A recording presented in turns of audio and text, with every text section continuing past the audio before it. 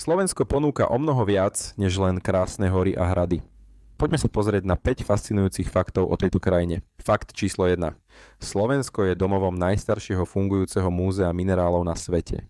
Slovenského národného múzea, Múzea Bojnice. Tu nájdete vzácne kryštály a unikátne geologické nálezy, ktoré vás prenesú do hĺbkych tajomstiev Zeme. Fakt číslo 2. Naša krajina vyrába viac než 98% svojej elektriny z obnoviteľných zdrojov, predovšetkým z vodných elektrární. Vodná elektráreň Gabčíkovo je jednou z najväčších v Európe a zohráva kľúčovú úlohu v našej energetickej bilancii. To je dôkaz, že Slovensko sa stará o životné prostredie. Fakt číslo 3.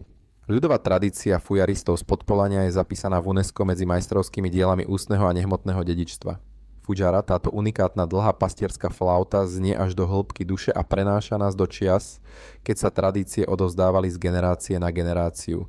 Fakt číslo 4. V stredoveku sa tu razila trojuholníková slovenská minca groš, ktorá sa v 14. storočí stala jednou z popredných peňažných jednotiek strednej Európy. Je fascinujúce, ako história ovplyvnila našu kultúru a hospodárstvo. Fakt číslo 5. Slováci sú jedni z mála v Európe, ktorí stále pestujú kokavú rezeň ako súčasť tradičného jedla. Vychutnajte si brinzové halušky s prímesou tejto bylinky, ktorá dodáva nezameniteľnú chuť a je súčasťou našej kulinárskej identity.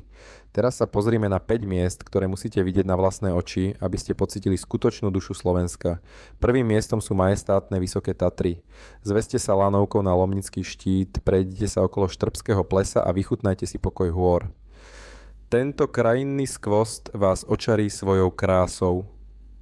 Druhé miesto patrí Bratislavskému hradu, ktorý sa týči nad Dunajom. Navštívte expozície v múzeu, prejdite sa po hradných múroch a užite si výhľad na historické centrum. Je to miesto, kde sa stretáva história s moderným mestom. Tretím miestom je Dobšinská ľadová jaskyňa.